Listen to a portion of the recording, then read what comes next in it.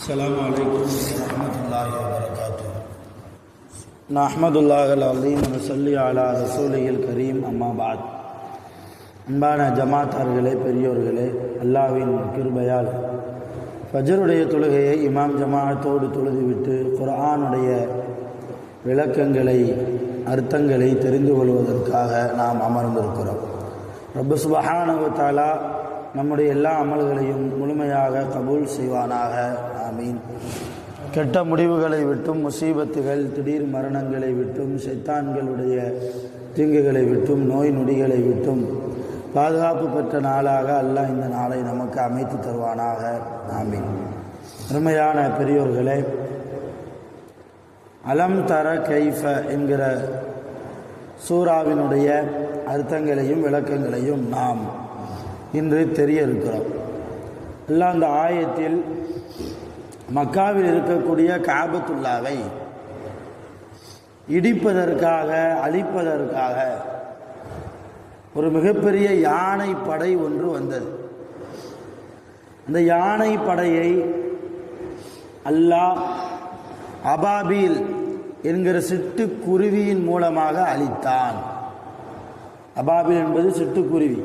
சிட்டுக்குருவியை விட உடலால் மெலிந்த ஒரு சிறிய பறவை தான் அபாபீல்.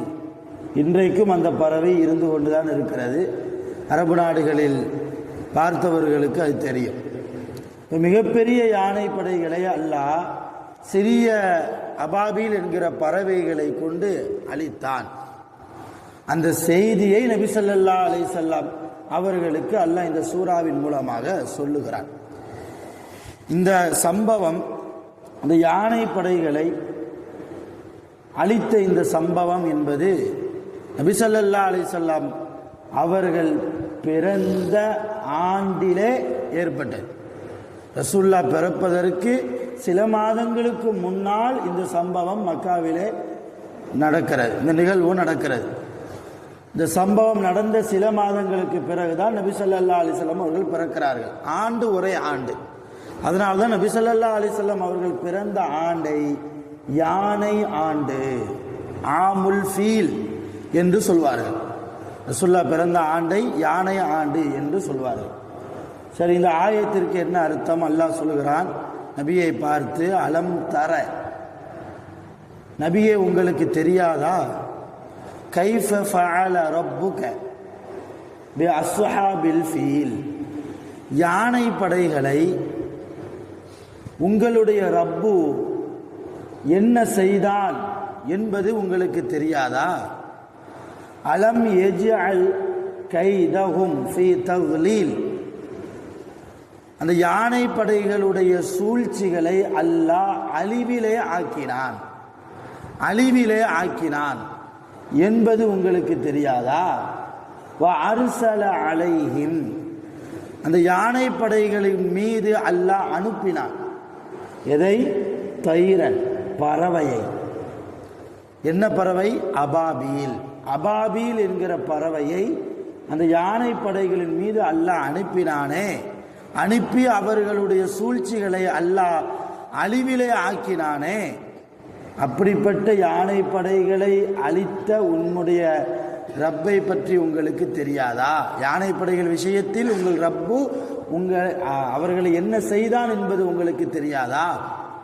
தர்மீஹிம், அந்த சிட்டுக்குருவி அபாபில் என்கிற குருவி, தர்மீஹிம் பி ஹிஜாரத்தின் மின் சிஜ்ஜில், சுடப்பட்ட, சிஜ்ஜில் என்றால் சுடப்பட்ட என்று அர்த்தம், சுடப்பட்ட கற்களை அந்த யானை படைகள் மீது எரிந்தது.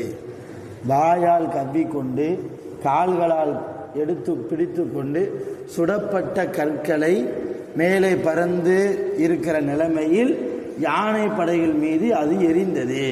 அப்படி எரிகிற போது ஃபஜஅலஹும், அந்த யானை படைகளை அல்லாஹ் ஆக்கினான். ஃபஜஅலஹும் கஅஸ்ஃபின் மஅகுல், அப்படித்தானே?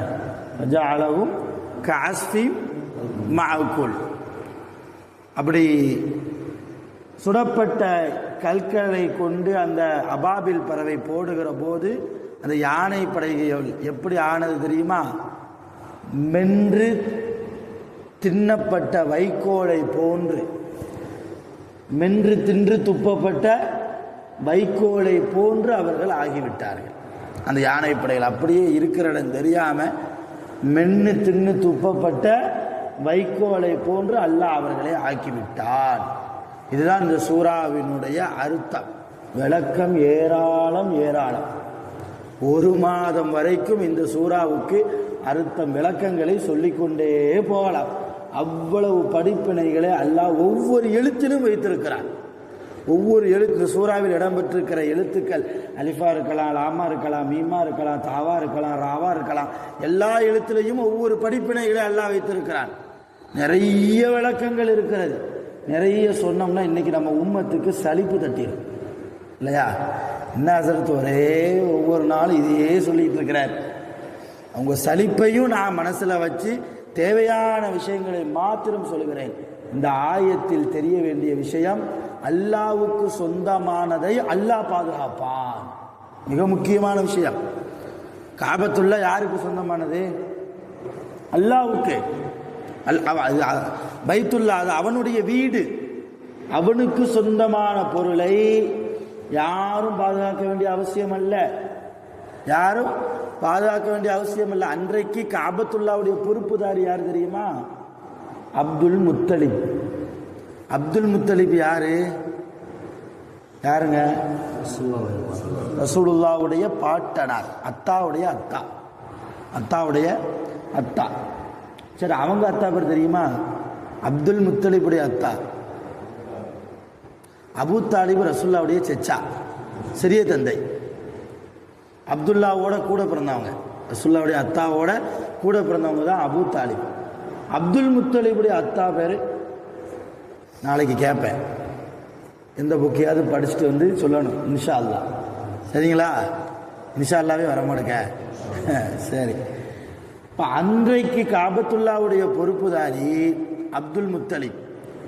அவங்கள்ட்ட போய் மக்காவாசிகள்லாம் சொன்னாங்க, அந்த மாதிரி ஆபிரகாம் என்கிற மன்னன் யானை படைகளோடு காபத்துல்லாவை இடிக்க வருகிறான். நீங்கள் கொஞ்சம் கூட கவலைப்படாமல் இருக்கீங்களா? அதற்கு என்ன முன்னேற்பாடு? காபாவை பாதுகாப்பது உங்கள் பொறுப்பு இல்லையா? அப்துல் முத்தலிப் சொன்னாங்க, காபாவை பராமரிக்கிறது தான் என் பொறுப்பு. சுத்தமாக வச்சுக்கிறது, நஜீஸ் படாமல் வச்சுக்கிறது, அதுதான் என் பொறுப்பு. அதை பராமரிக்கிறது தான் என்னுடைய பொறுப்பு. அதை பாதுகாக்கிறது என் பொறுப்பு இல்லையே, அது ரப்புடைய பொறுப்பு என்றார்கள் அப்துல் முத்தலிப். அது ரப்புடைய பொறுப்பு, அதை அவன் பார்த்துக்கிடுவான். அதே நேரத்தில் ஆபிரகாம் மன்னனுடைய படைகள்லாம் மக்காவுக்குள்ளே நுழைஞ்சதுக்கப்புறம் மக்காவாசிகளுடைய சொத்துக்களை எல்லாம் சூறையாடினாங்க. அதில் அப்துல் முத்தலிப்புடைய ஒட்டகத்தையும் பிடிச்சிட்டு போயிட்டாங்க. நேராக அப்துல் முத்தலிப் ஆபிரகாம் மன்னன் மக்காவுக்கு அவுட்டரில் நிற்கிறார். அவுட்டரில் நிற்கிறான். நேராக அப்துல் முத்தலிப் வந்தாங்க. ஆபிரகாம் மன்னன் பார்த்தான், சரி காபாவுடைய பொறுப்புதாரி வருகிறார், நம்மள்கிட்ட கெஞ்சுவார், காபாவை எப்படியாவது விட்டுருங்க, காபாவை அழிச்சிடாதீங்க என்று நம்மிடத்தில் காலை பிடித்து கதறுவார் என்று ஆபிரகாம் மன்னன் நினைக்கிறார். அப்துல் முத்தலிப் நேராக வந்தாங்க, இங்கே பாருங்க, எதுக்கும் வந்துட்டு போங்க, உங்கள் ஆள் என் ஒட்டகத்தை தூக்கிட்டு போயிட்டான், உங்கள் ஆள் என் ஒட்டகத்தை திருடிட்டு போயிட்டான், அதனால் என் ஒட்டகத்தை தயவு செய்து கொடுத்துருங்க, இந்த ஒட்டகத்தை வச்சு தான் என் பொழப்பு இருக்குது. அப்புறம் அந்த மண்ணை ஆடி போயிட்டான். நான் காபத்துல்லாவை இடிக்க வந்திருக்கிறேனா? காபாவை இடிக்க வந்திருக்கிறேன். காபாவை காப்பாற்றுறதுக்கு என்கிட்ட நீ கெஞ்சுவேன்னு பார்த்தா ஒட்டகத்தை கேட்டு வந்திருக்கிற. அந்த மன்னனிடத்திலும் அப்துல் முத்தலிப் சொன்னது, ஒட்டகம் எனக்கு சொந்தமானது, காபா எனக்கு சொந்தமானது அல்ல, அது ரப்புக்கு சொந்தம், அதை அவன் பார்த்துக்கிடுவான் என்கிற நம்பிக்கை எனக்கு இருக்கிறது. இப்போ என்ன விளங்குறோம்? அல்லாஹ்வுக்கு சொந்தமானதை யாரும் அபகரிக்க முடியாது. எவ்வளவு மிகப்பெரிய ஆட்சியின் உச்சத்தில் இருந்தாலும், மறைமுகமாக சொல்கிறேன் புரிஞ்சுக்கோங்க, எவ்வளவு பெரிய ஆட்சியின் உச்சத்தில் இருந்தாலும், மெஜாரிட்டியாக இருந்தாலும், அல்லாஹ்வுக்கு சொந்தமான ஒரு கைப்பிடி நிலத்தை கூட அவர்களை என்ன செய்ய முடியாது. ஒரு பள்ளிவாசல் அது இடிக்கப்படலாம், இடிக்கப்பட்ட இடத்திலேயே ஒரு ஆலயம் கொண்டு வரப்படலாம். ஆனால் பள்ளிவாசலுடைய சட்டம் என்ன தெரியுமா? எந்த இடத்துல பள்ளிவாசல் கட்டப்பட்டதோ அந்த இடத்தில் பள்ளிவாசல் இடிக்கப்பட்டாலும் அந்த இடம் பள்ளிவாசலுக்கு சொந்தமானது தான். அது அல்லாஹ்வுக்கு சொந்தமான இடம்தான். நாட்டு சட்டம் வேண்டுமானால் அதை மாற்றலாமே தவிர அல்லாஹ்வுடைய சட்டம் அது மாறாது. அது கியாமத்தில் அல்லாஹ் அவர்களுக்கு பதில் கொடுப்பான் என்கிற நம்பிக்கை எல்லா மூமின்களுக்கும் இருக்கிறது. சரி ஹைர், அது ஒரு பக்கம் நாட்டிலே இப்படி போவது ஒரு பக்கம் இருந்தாலும் கூட நாம் தெரிய வேண்டியது, நமக்கு கிடைக்க வேண்டிய படிப்பினை இந்த சூறாவின் மூலமாக அல்லாஹ்வுக்கு சொந்தமானதை அல்லாஹ் ஒருபோதும் விட்டு கொடுக்க மாட்டான். இது வெறுமன கட்டிடத்தில் மாத்திரமல்ல, கல்விலும் கூட. நம்முடைய கல்பு, நம்முடைய உள்ளத்தில் அல்லாஹ் வந்து விட்டால், நம்முடைய உள்ளத்தை அல்லாஹ் அவனுடைய சொந்தமாக ஆக்கிவிட்டால் யாரையும் உள்ளே வரவிட மாட்டான். யாரையும் இந்த கல்வை நோகடிக்க அல்லாஹ் விட மாட்டான். எந்த முசீபத்துகளையும் தரமாட்டான், எந்த நஷ்டங்களையும் தரமாட்டான், எந்த சோதனைகளையும் வேதனைகளையும் ரப்போ கொடுப்பதில்லை. டைரக்டா சொர்க்கத்தை அல்லாஹ் தருகிறான். நரகத்தை விட்டும் அந்த அடியானை பாதுகாப்பு கொடுக்கிறான் அந்த அடியானுக்கு. அப்ப அல்லாஹ்வுக்கு சொந்தமானவர்களாக நாம் மாறணும். நம்முடைய வாழ்க்கையை அப்படி மாற்றணும். நாம் பேசுகிற ஒவ்வொரு பேச்சிலும் அல்லாஹ்வுக்கு பிடித்தமான பேச்சா என்று பார்த்து பார்த்து பேசணும். இன்னைக்கு எள்ளி நகையாடக்கூடிய, சிரிப்புக்காக பேசக்கூடிய நிறைய வார்த்தைகளை நாம் பேசிக்கொண்டிருக்கிறோம். அடுத்தவர் மனது காயப்படுமே என்றெல்லாம் பார்க்காமல், அவர் இல்லாத போது புறம் பேசுவதாக இருக்கட்டும், குறை பேசுவதாக இருக்கட்டும், இருக்கிற போதே அவருடைய மனம் புண்படும்படியான அளவுக்கு கேலி செய்வதாக இருக்கட்டும், இதுவெல்லாம் ரப்புக்கு பிடிக்காத செயல். அல்லாஹ்வுக்கு பிடிக்காத செயலை நாம் செய்தால் எப்படி அல்லாஹ்வுக்கு சொந்தமானவர்களாக நாம் மாற முடியும்? அல்லாஹ்வுக்கு சொந்தமானவர்களாக நாம் மாறாத போது எப்படி அல்லாஹ்வுடைய பாதுகாப்பு நமக்கு கிடைக்கும்? உலகத்திலா இருக்கட்டும், மறுமையிலா இருக்கட்டும், அல்லாஹ்வுடைய பாதுகாப்பு மறுமையில் கிடைக்கவில்லை என்றால் நம்முடைய நிலைமை என்ன? சொர்க்கமா நரகமா? நம்மளே யோசிக்கிற வேண்டியதுதான். அதே போன்று இன்னொரு படிப்பினை, அல்லாஹ் ஒரு அடியானை பாதுகாக்க வேண்டும் என்றால் எப்படி காபத்துல்லாவை பாதுகாப்பதற்கு மிகப்பெரிய யானை படைகளை எதை கொண்டு அளித்தான்? சின்னஞ்சிறிய அபாபில் பறவை கொண்டு. நம்ரூதுன்னு ஒரு மன்னர் இருந்தான், இப்ராஹிம் நபிக்கு மிகப்பெரிய எதிரி. இப்ராஹிம் நபியை நெருப்பு குண்டத்தில் தூக்கி வீசினவன். அவனுடைய அழிவு எப்படி ஆச்சு தெரியுமா? கொசுவை கொண்டு அழித்தான். சின்ன கொசு காதுக்குள்ளே போய் அது மூளைக்கு சென்று அதை தாங்க முடியாமல், அந்த வேதனையை தாங்க முடியாமல் தன் செருப்பை கொண்டு தன் தலையில் அடித்தே செத்து போனான் நம்ரூது. மிக மோசமான மரணம் நம்ரூதுடைய மரணம். ஆனால் அல்லாஹ் அவனுடைய மரணத்திற்கு வைத்த ஆயுதம் கொசு. அல்லாஹ் பிரம்மாண்டமா தெரியும். ஆனால் அல்லாஹ் நினைத்தால் அவனுடைய நேசர்களை யாராவது துன்புறுத்தினால் அவர்களை அழிப்பதற்கு இது போன்ற சிறிய கருவிகளை கொண்டு, சிறிய படைப்புகளை கொண்டு அல்லாஹ் அழிப்பான் என்கிற மிகப்பெரிய படிப்பினையும் இந்த சூறாவில் இருக்கிறது. அருமையான பெருமக்களே, குர்ஆனில் அல்லாஹ் ஒவ்வொரு வார்த்தையையும் படிப்பினைகள் இல்லாமல் அல்லாஹ் சொல்லவில்லை. நாம் தான் படிப்பினை தெரியாமல் இருக்கிறோம். அந்த படிப்பினைகளை படிக்காமல், பெறாமல், விளங்காமல் உலகத்தில் வாழ்ந்து கொண்டிருக்கிறோம். கடந்த காலம் கடந்ததாக இருக்கட்டும், இனி வரக்கூடிய காலகட்டங்களில் குர்ஆனினுடைய விளக்கங்களின்படி நாம் வாழ்வோம். அதற்குண்டான எல்லா நல்ல சூழ்நிலைகளையும் ரப்புல் ஆலமீன் நமக்கு மத்தியில் அமைத்து தருவானாக. ஆகிர் தஅவானா அனில் ஹம்துலில்லாஹி ரப்பில் ஆலமீன். சுப்ஹானல்லாஹி வபிஹம்திஹி அஷ்ஹது அன் லா இலாஹா இல்லா அன்த அஸ்தக்ஃபிருக வ அத்தூபு இலைக். ஆமீன். சுப்ஹான ரப்பிக ரப்பில் இஸ்ஸத்தி அம்மா யசிஃபூன் வ ஸலாமுன் அலல் முர்ஸலீன் வல்ஹம்துலில்லாஹி ரப்பில் ஆலமீன். சல்லல்லாஹு அலா முஹம்மது சல்லல்லாஹு அலைஹி வஸல்லம். சல்லல்லாஹு அலா முஹம்மது சல்லல்லாஹு அலைஹி வஸல்லம்.